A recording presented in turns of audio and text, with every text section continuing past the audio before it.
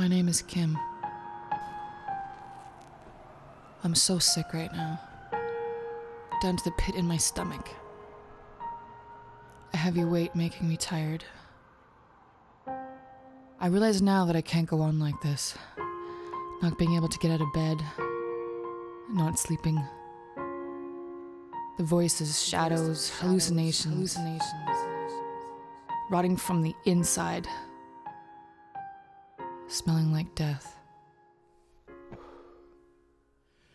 So I was on my way to work, and I just parked my truck at 6:30 in the morning, and I got a call on my cell phone, and it was the RCMP. The RCMP asked me if I was who I was, and I said yeah, and they told me that they were with Kim and Candace, my daughters, behind the Flamingo Hotel, but that Candace wasn't really there, that Kimmy just thought she was there.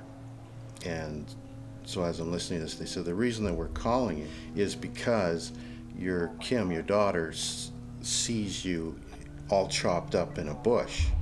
But he says, and that's why we had to call you, because we have to make sure that you're not chopped up somewhere else.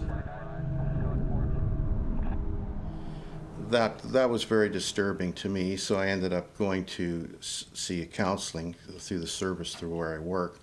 When I seen the counselor and I explained to him what I was going through, he just told me point blank, he said, well, what's the problem? Just change your locks. And there's Kimmy here, all dressed up. And she is there, older, graduating. She looked good in that picture. That's before everything happened.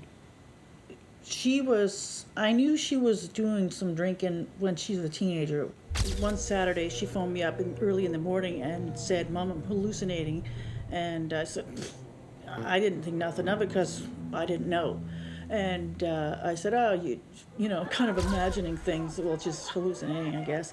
I said, are you sure you're just not, hungover or something like that, because she was drinking. She said, I want you to take me to the hospital. And then a friend had ended up taking her. And it wasn't until later on in that day, or the very next day, that I found out that she was actually hallucinating because of drugs. And that was when I found out for sure that she was doing meth. Well, when I saw her in the hospital, I couldn't believe that was actually my sister. I've seen on TV these people like in psych ward. It was like she was crazy. Like she didn't know who I was, and she was talking to the walls and the table and thinking there was people sitting there talking to her when they weren't, when I was sitting there.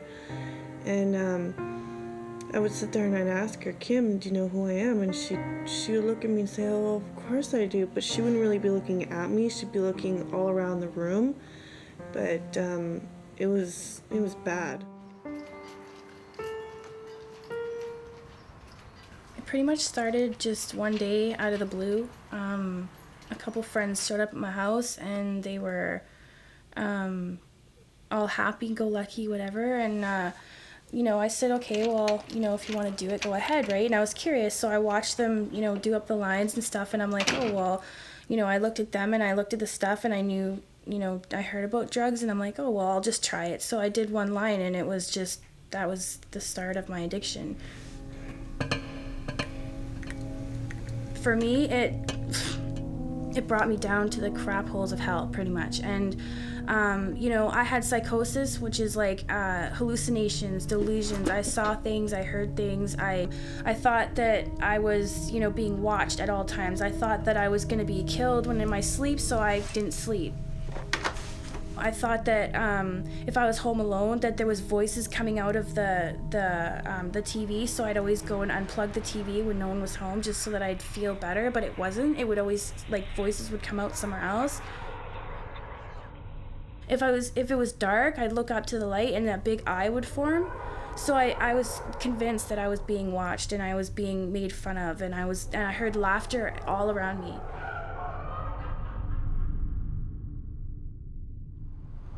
This stump right here was my dad. This was part of his body. This right here was his head, and he had no face except for an eye. Eventually the cops came, and that's when I sort of remember what happened. They asked me what was going on, and I blacked out. I remember sitting in the cop shop by myself, no shoes, no purse, no sanity, obviously. They told me they were phoning my dad, and I still didn't get it that my dad was actually alive and I was hallucinating.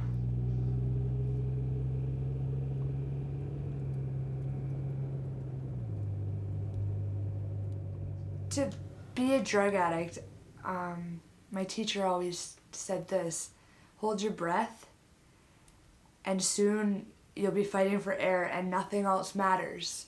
You know, nothing else matters. Your family doesn't matter. If you're gonna eat doesn't matter. All you're thinking about is that breath of air to make it through.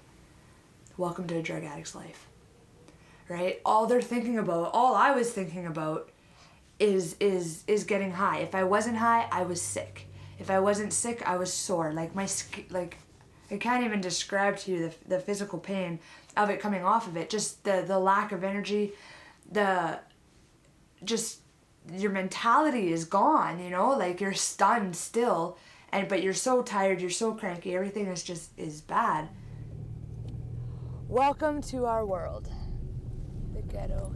This is where I live. Yeah. I lived in this place and we all called it the ghetto. People welcomed me with open arms. It felt like, you know, like it was a crowd of people. At any given time could be 7, could be 12 people in this little 1-bedroom apartment getting high, and anything could have happened. I've been bear sprayed. I've been in a mist of people fighting that are drug-induced fights, right? Somebody has no problem shooting your toe off because you owe them $20 for a crack coot. You know what you're doing is wrong. Like, I've been taught right from wrong, right? I knew that stealing is wrong, and I knew that sleeping with these guys is wrong. Like, I knew it was all wrong, and I would have those moments, and I would sit there, and I would just, it would be so clear that I knew what I was doing was wrong. But how do you stop? How do you stop? I have a room full of people that are smoking gack around me, and how do you stop? Right? Like, that moment of clarity just goes, and it's a puff in the air. You forget about it, right? Those feelings don't disappear, you just mask them. You just hide them. I've been zombie scared, angry, wanting to die. I've dug holes in my arms, not feeling a thing. This nightmare I've created by choice. Well, she was definitely suicidal, yeah. She was suicidal to literally where she got to the point where she was going to do one of the 3 that all using addicts do. She was either going to die, get arrested, or end up in a psycho ward. She was losing herself to the addiction, and she knew that. She had lost most of herself to the addiction. She'd gotten to the point where she had to make a choice.